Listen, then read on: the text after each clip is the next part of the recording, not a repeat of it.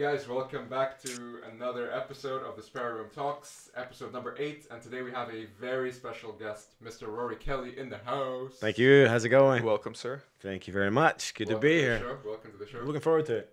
Awesome. I'm in great representation with Didn't even notice I had it on. Yeah, sure you didn't. That's how you know it's A laundry day soon. He's been wearing this for 6 days already. A shameless plug.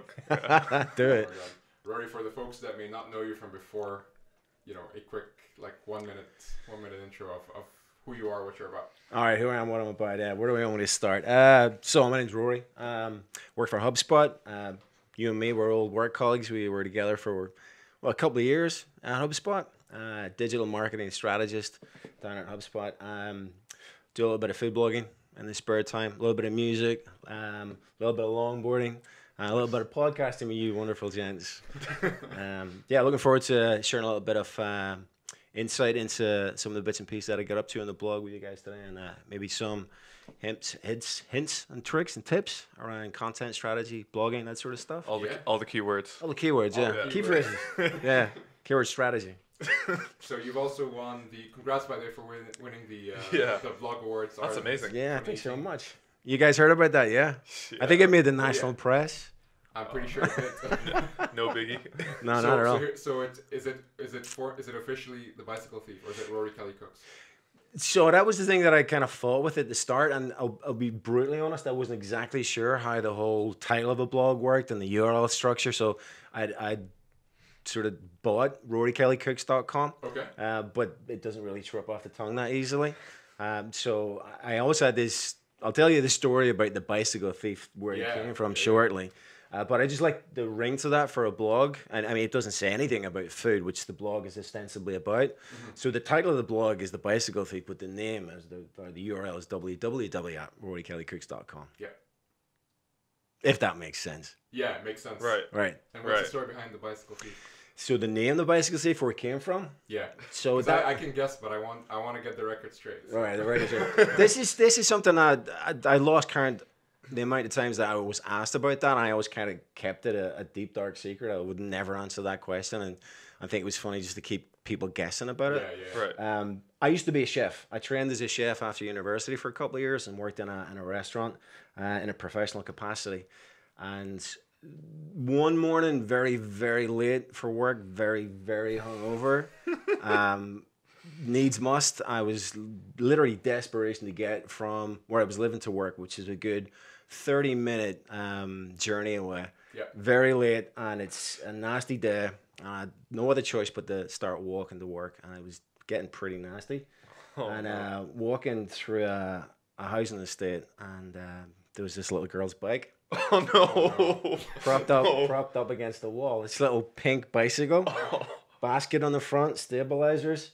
I thought, this is my transport. I gotta do it. Oh and, no! I borrowed girl's bike. Borrowed this little girl's bike, this pink little flory bike, and it got me to work in a very strange way. It did the job, yeah. And when I get into work, the guys were wondering, why is there a pink bicycle at the back door? And I had to own up to it after a little while, and I picked up the nickname, the Bicycle Thief. So for the rest of the time in the kitchen, that's what I was called. So it made sense for me then to turn the food blog into the Bicycle Thief. That's insane. Is the bike on eBay now?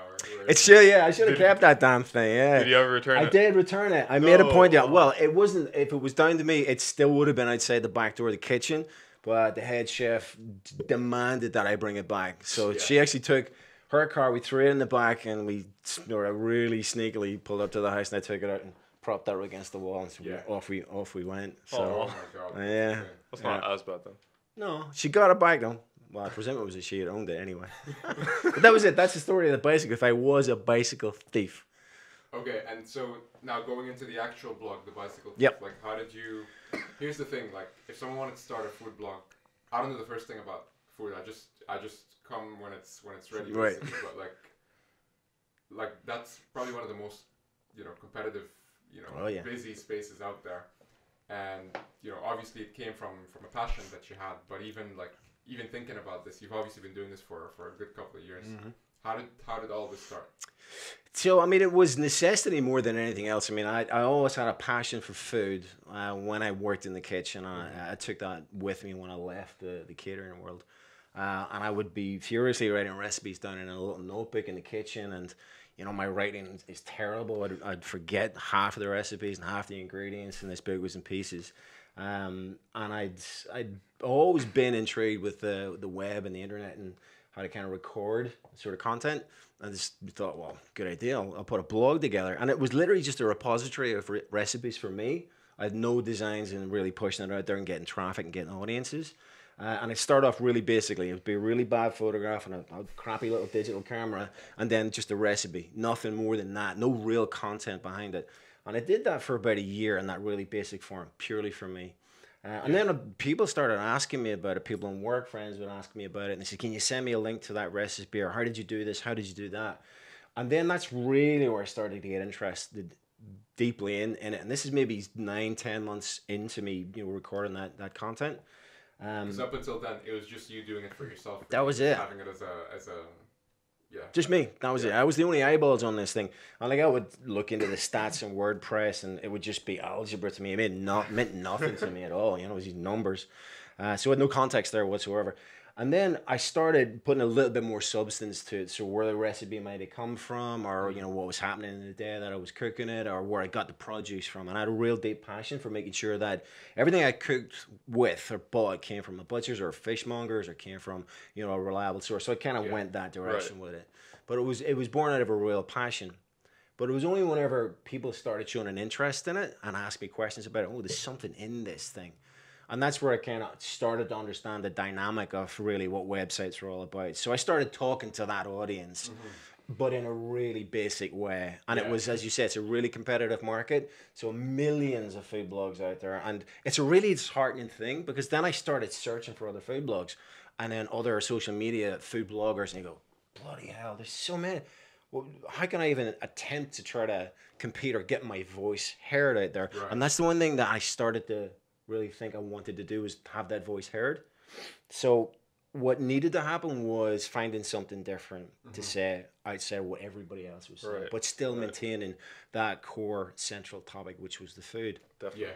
So I started thinking a little bit from the perspective of what's your history, what's your background, what's your experience, what can you bring to the party that's potentially different to everybody else out there. Person, me as a person, and how I would communicate, how I would bring across a simple message that millions of other people were doing, but in a different way, different patterns. Okay.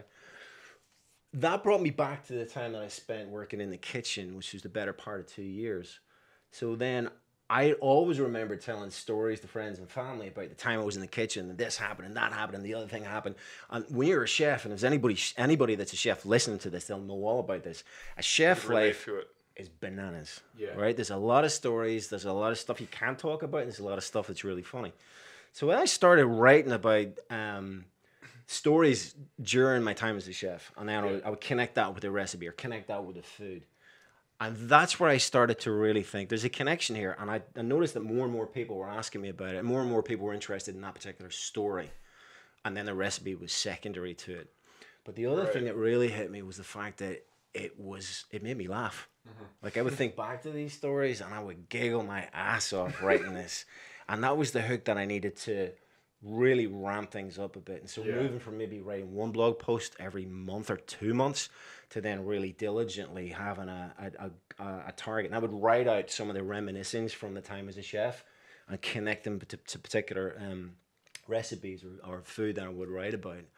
And then it just sort of blossomed from there. So it became less of just a simple, this is a recipe blog, there's millions of these things, to here's a chef or an ex-chef writing about his experiences and these kind of left the center experiences. It wasn't just this sort of, one day I woke up and walked into the kitchen, a little bit left of center, so to speak. So your whole take on it was almost like the comic relief, like just being taking the funny approach to it. Yeah. And that would be your edge.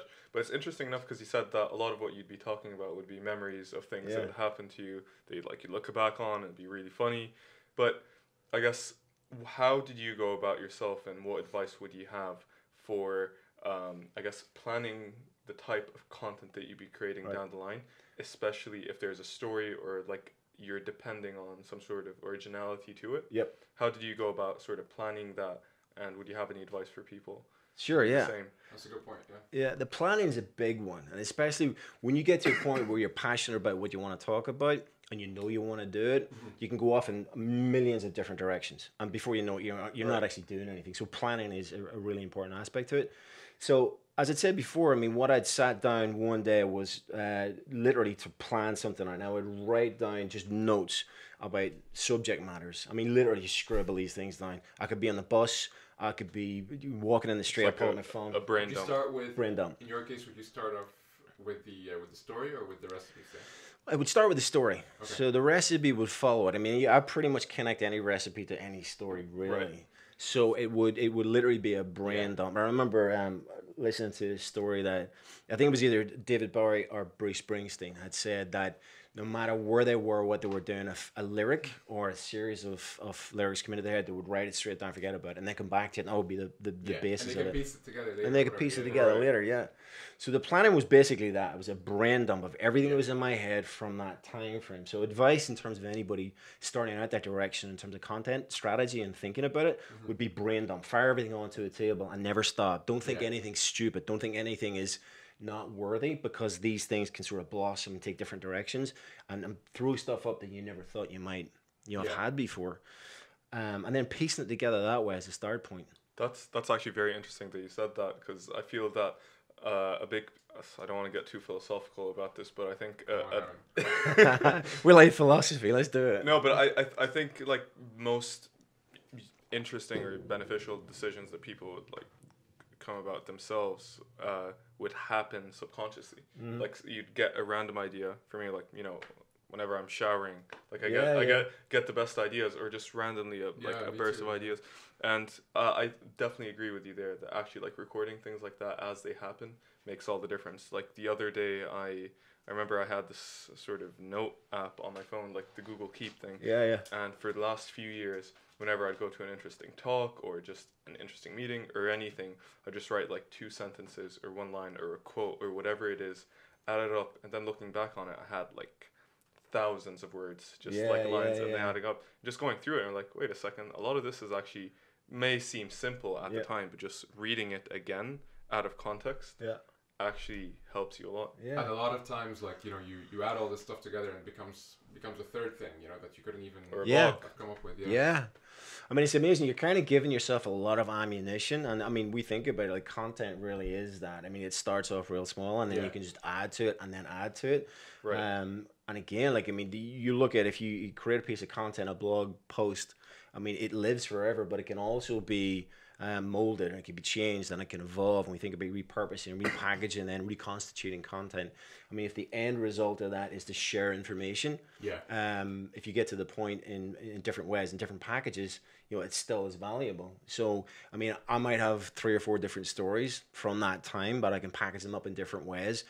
And I think the big mistake that people, and certainly a big mistake that I made, was that we tend to think that the only audience that we have, they see your stuff every single time, that you've got one consistent audience.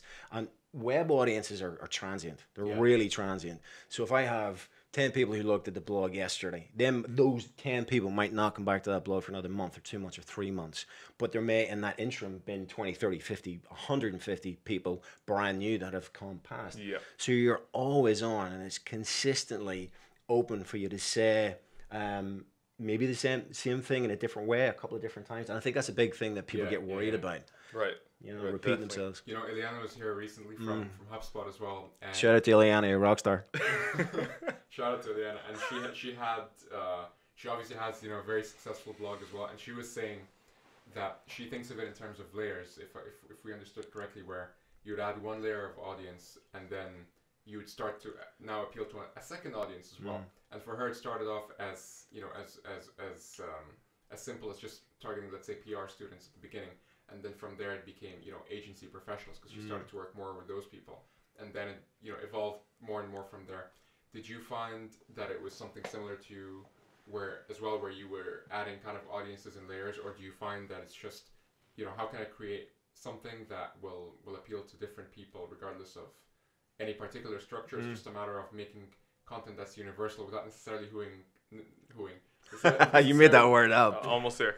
necessarily knowing who is actually on the other end, if that makes sense. Yeah, I mean, it's a really good question. It's a really good observation as well. Certainly from a business perspective, you got to know who your audience is. I mean, for me, right at the start, I didn't have an audience. My audience was effectively me, and I just wanted to kind of. Well, you're saying there are a lot of people that would like sort of go up to you and ask you for like your recipes and things like that. So I mean, that started that. If we're looking at base layers, that probably a base layer of friends and sort of family asking me about sort of things would be your sort of consistent and constant. Right. But then as the content starts to evolve and you start to find your own rhythm and you start to find your own voice, this is where you can actually track and see different audiences that are being attracted to your content, that are resonating with it as well. And certainly, you know, when we have the likes of Instagram and we social media platforms like Twitter and Facebook, you can see those types of audiences. Right. So those layers naturally start to present themselves. And because of the trackability that we have now, I can see which blog posts in a certain style are appealing to a certain layer. Now, again, Ileana, being the surgeon that she is, she'll be able to pull those apart. I'm not that experienced, skilled, or talented, but I'd still have that idea that a certain style or a certain type of blog post will speak to a different layer. I'm aware of them, but I wouldn't necessarily sit down and go, okay, today a blog post is written for that layer. You wouldn't be too prescriptive. Analytical about it. Yeah. Cool. Right. So here's the thing, right? A lot of people say, you know, the secret to success or whatever is just keeping at it, staying consistent. But surely it can't just be being consistent. I mean, there's got to be an additional thing, an additional, you know, X factor that is involved to be able to actually create something that is memorable, worthwhile, and actually gets the public's attention as well. Yeah. So, did you find that X factor? Basically. I must have done something right. I don't know if I went searching for an X factor. I think primarily I wanted to be true to what I wanted to write about, and I wanted to have that authenticity. Right. Yeah. And like singularly, like every sort of successful blogger will say, not that I'm a successful blogger, but every content creator, I know, every content creator will say to you, look, authenticity is the most important thing because your audience can smell if you are authentic or not. It's just the way you write, the way you present your content, the way you engage. It makes all the difference. Exposure as well to all sorts of things online. You know, it makes them naturally just makes them so good at being able to tell what's obviously authentic and what's otherwise. Yeah.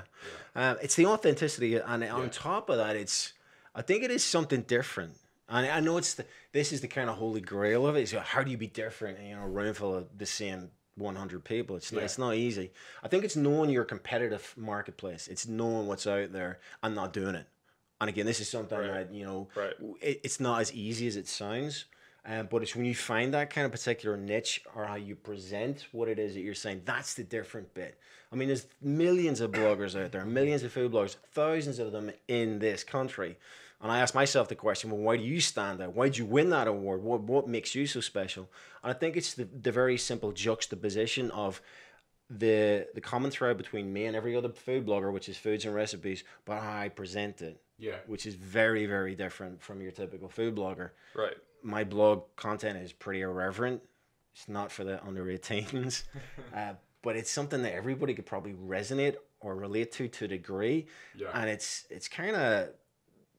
It is interesting. It's darkly interesting. Definitely. But you wouldn't necessarily put that with a food blog. So I saw that as being, if you want, the X factor. Yeah. How do we take these two things that would naturally clash, put it together, and see if it worked? Now, that wasn't the strategy. The strategy was just to make me laugh and reminisce. But the default to it was, shit, this is working. You know, people are interested. When you're juxtaposing two things, like you said, that wouldn't necessarily... go together, but they do go together, but it's just something that no one has really ever done before. Yeah, exactly. Sometimes that makes it very interesting. And you subconsciously ended up ticking all those boxes. So like the whole authenticity piece, being like relatable, like the whole like comedy aspect of it, and that. So obviously, like listing those things, very few people will disagree with you. And I'm sure that of the thousands of bloggers in Dublin or Ireland, at least, a lot of them would like to say that they do that, but I guess seemingly very few people are actually able to do it properly like yourself. Would you say that in addition to that, the distribution or how you went about promoting your blog was a key sort of success factor of it, or was it more the content sort of just spread itself, like through word of mouth and so on? I think there's definitely a mix of both of those things. You've got the passive and then the active side to this. And the passive is you just do what you do and enjoy and know that your audience will get it. You be authentic, you find the angles, so passively your content is going to grow. Right. But there has to be the active. If you consider the channels that we have available to us, how we can actually actively go out there and seek audiences, or at least present our content in an open forum where they can naturally be attracted to it, naturally find it. So I think it's a really important meld of both. Now for me at the start, it was just all that passive stuff. I'd just bang it out onto the WordPress blog and just see what happened. So that worked for it, right? It worked for a little bit, yeah. But if you really want to kind of supercharge it and put the afterburners into it, this is now where you have to start thinking about employing a strategy. And for me, the dawning of Instagram X amount of years ago, that was a gift for not just me, but also every other food blogger, any content medium that is visual. Instagram is just without doubt far and away the best platform to do that. And not really having much of a strategy around the Instagram platform outside of get stuff out there, speak about it, tag it, use a lot of people. hashtags, relevant exactly, and it's the natural mechanism on that platform that's how you reach those audiences, or at least that's how you expose your content to them, and then after that they make their own decision if they want to hang around, if they want to follow you, if they want to get involved in your content. So the passive and also the active, very, very important. And the fact that it's not just something you're just posting for the sake of it, but it's, or not, you're not just posting it, and it's really bland. It's obviously something that's got a quirk to it or an angle to it. Yeah. And it's something that, we always try and, tell brands as well, like where we'd see, like if they're like in a very formal kind of industry, we'd say, okay, well, let's do the absolute opposite of that. Or if they're in a very casual industry, we'd say, okay, how can we make this more formal? Just for kids. That's obviously a very basic kind of way to measure it. But as long as I suppose you're juxtaposing something that's interesting with the main thing that you're actually doing, and of course doing that consistency piece and being able to leverage all the tools to. Well, it used to kill me when I think back to this. When I worked in agencies, this phrase used to really make my sick to my stomach, which was, "Let's try this," and I would have a marketing director say, "No, we can't do that. It's off-brand." And that really annoyed me. I was like, what's the problem with being off-brand? Yeah. The colors are wrong or the tone of voice is wrong. I said, well, will this stick out? Well, I mean, will this put your brand to a new level? Will it expose you to new audiences? And I always get stonewalled every single time that I would come up with something that was off-brand because of that. And I think a lot of it was down to content creators and CEOs and marketing managers who were afraid to kind of do something different because the brand might be damaged. And in this day and age, I think that's near on impossible unless you did something really crazy. Yep. But it's that juxtaposition. It's going from one to the other and putting two things together that naturally you wouldn't think fit. And then next thing you know, you've got audiences who talk about it. And I think the other side of the coin is challenge the norm. Challenge the status quo. If 100 people are doing the same thing, don't you be the 101st. Me and Emin are getting t-shirt ideas right now. Yeah. You just cut me into commission. Well, be off-brand, challenge. Be off-brand. Yeah, literally, I'm telling you. No, that's amazing. Yeah. So here's the thing, we literally had this in our notes as well. A lot of people are more than happy to get started trying to find their style, but they're just, they have this, because to be honest, it's something that we've had as well. How do you find your style and focus on that, which is, just being yourself, doing what you're, true about, being authentic. That's actually straightforward enough for people to understand, but it's something that they always wrestle with is, how can I do that and still do something that is, going to be whatever, SEO friendly or matched with what people are actually looking for. Do you think it's either or? Do you think it's something in the middle? What do you think about that? I think it is. It's a lot of experimentation. And I think because we've got so many tools that we can try stuff and test it. If it doesn't work, you keep moving, you try something different. But I think it's very much in the middle. You gotta find your own voice and style. It's got to be, But what's the guarantee someone's gonna find me or discover me? Well, that's the thing. There is no guarantees in this one. But you can stack the chips in your favor with kind of leaning into and being aware of SEO methodology and some of the tactics that you can employ. Consistency. And the consistency of content creation for me is the single greatest SEO tool that there is. You can get lost. Consistency of content. That's why that explains why you'd be searching for something and you'd get an article that's perfectly related to it, but it's got none of the keywords or whatever, but it's just something that's so relevant to what you're looking for regardless. Yeah. I think we can be, and that's one of the most off-putting things when it comes to content creation, and you've got this big SEO millstone around your neck. You can get so bogged down in searching for keywords and key phrases and then trying to match them and think, what are the competitors doing? Do something different. I think primarily if you focus on good, authentic content on a very regular basis and you get that machine running, then the SEO stuff you can tack into it. You can be a little bit clever with your content. But I think that is the primary function. That's the primary one. There's no magic bullet. There's no magic bullet to it.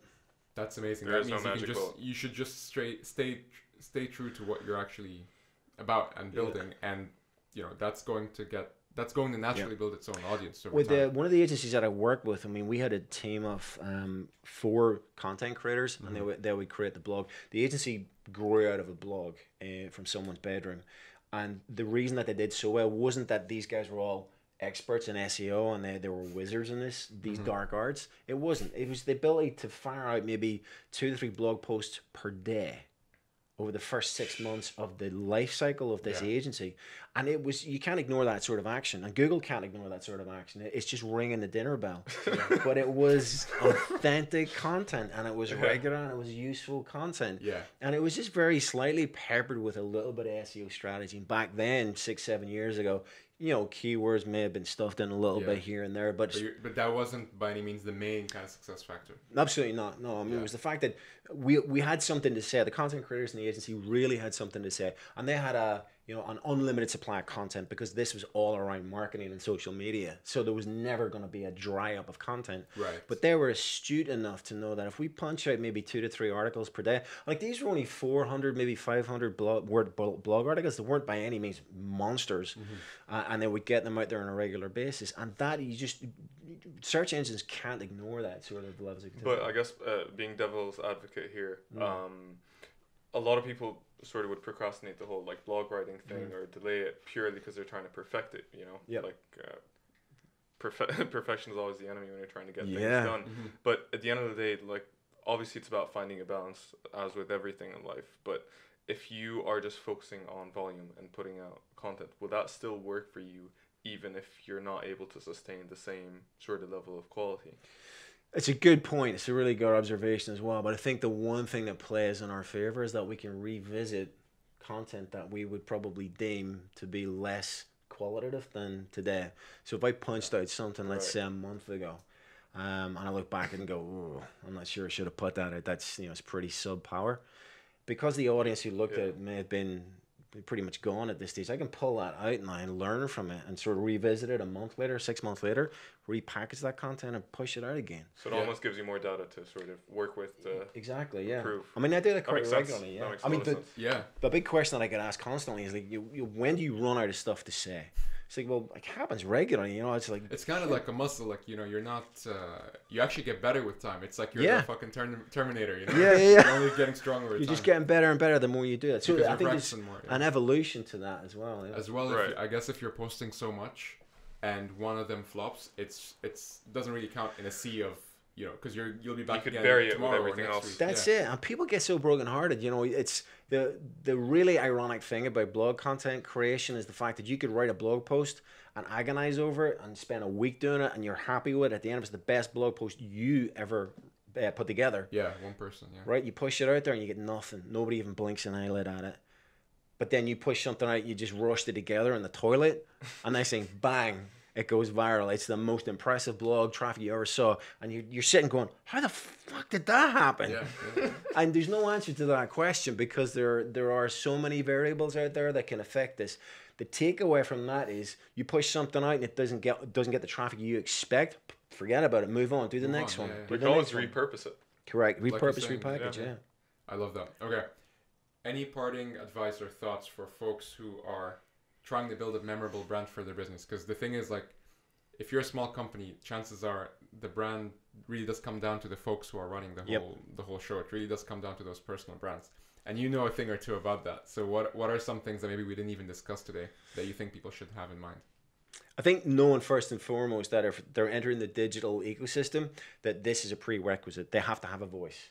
Right. and content is their voice online. What do you mean they have to have a voice? What if they don't want to have? If they don't have a voice, I mean, it's literally that they've no speech. They've got no standing on the platform, on the digital stage, and literally this is where small companies' audiences live. This is where they reside. This is where they go looking for information. So if you're silent, your competitors are screaming from the rafters. Your competitors are going to take your business. Yeah. You have to have a voice out there. You have to compete on this stage. But you have to compete cleverly. If your competitors are saying one tack, one line, you have to stand off that. You have to say something different. You have to challenge the norm in this. The first piece of advice is you have to have a digital voice, and that is in the shape of content. The second piece of advice, we touched on this, is don't say the same thing that your competitors are saying. Challenge norms. Be controversial is one of the pieces of advice that I got from an old boss of mine when it comes to content strategy. And it was a case of it's better that 1,000 people, would challenge what you say, or maybe even don't like what you say, versus 1 million people who love what you say. There's more substance you've to that. evoked, like an emotion or something. Yeah. Like that. Yeah. And it's a reaction. If we think about the content that you put up online, it's all about gaining a reaction. All social media, Instagram, Twitter, Facebook, the likes, the shares, it's a reaction. And the human condition is built on that. So anybody posts anything on Instagram, they get a like from it, and they get a follow, that's a reaction, and it's an endorphin release. Right. Yeah. So another piece of advice is think about it in that aspect as well. The more you push out there, the more you're going to get an addiction from it. More people are going to start reading your content, and it's a really pleasant feeling when you get that. And it's a big piece that keeps you motivated as well. It's almost like following a show or following something new that you started, or going to a new, gym or class or whatever the case may be. It just becomes part of your lifestyle. You begin to expect it almost. And it's a real safety net as well, because everybody suffers from, I couldn't be bothered to do this today. I don't want to do it. And whether or not it's going to the gym or writing content, habit will trump motivation every single time. Yep. So it's important when you're starting off, good or bad. And the word habit can normally have negative connotations, like a bad habit. But if it's used wisely, it can be incredibly important. And it saves you in those days where you go, something, I really don't want to write a blog post today or this week. But the habit inside you forces you to do it. Right. And when you finish, you go, I'm glad I did that. Yeah. I'm really glad I did it. But I wasn't motivated to do it. It was only habit that got me to do that. Yeah. So the important piece for small businesses, even starting off in this one, is just grind at it. Get into that habit. You'll find at the end of maybe a month or 2 or 3 months worth of writing the content, you form the habit. Yeah. And that's a protection. That's a safety net that will keep you going when the motivation levels are low. And how long does it take to get a habit formed? 6 days. Okay. Was it not 21?